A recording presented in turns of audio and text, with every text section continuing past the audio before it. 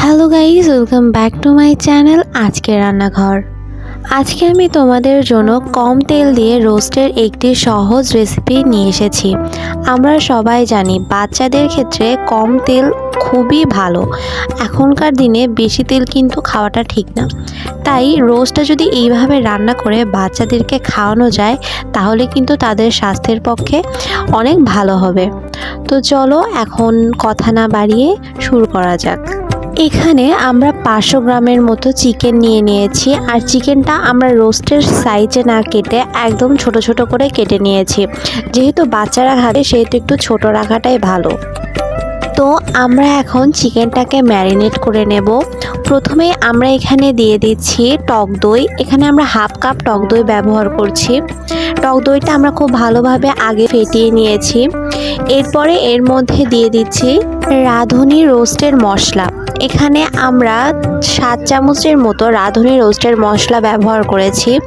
আমরা ফুল প্যাকেট এখানে ব্যবহার করব না, যেহেতু এখানে মাংসের পরিমাণটা কম, তো আমরা ফুল প্যাকেটের হাফ প্যাকেট এখানে ব্যবহার করছি।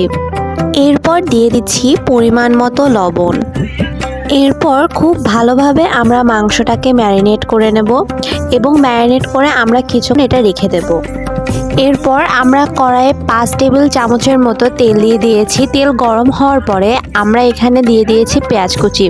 এখানে আমরা হাফ কাপের মতো পেঁয়াজ কুচি ব্যবহার করেছি। এরপর খুব ভালোভাবে আমরা পেঁয়াজটা ব্রাউন কালার না আসা পর্যন্ত ভাজতে থাকবো।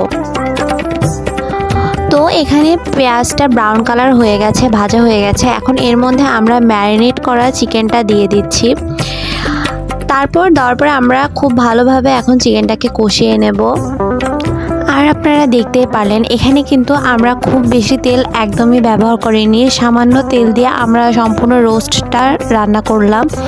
অবশ্যই এই রোস্টটা যে অন্যরকম খেতে হবে বা খারাপ হবে একদমই না, একদমই রোস্টের মতোই খেতে হবে। শুধু এইটাই তফাৎ যে এখানে আমরা রোস্টটাকে ভেজে নেই নাই, এখানে আমরা পরে কষিয়ে মাংসের মতো রোস্টটাকে রান্না করছি।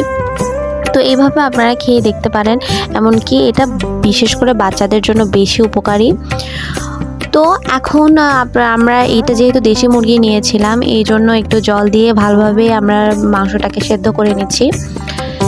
তারপরে আমরা এখানে সামান্য পরিমাণে কাঁচামরিচ অ্যাড করে দিয়েছিলাম। যদি ঝাল আপনারা যেমন খান সেই হিসেবে কাঁচামরিচ ব্যবহার করতে পারেন।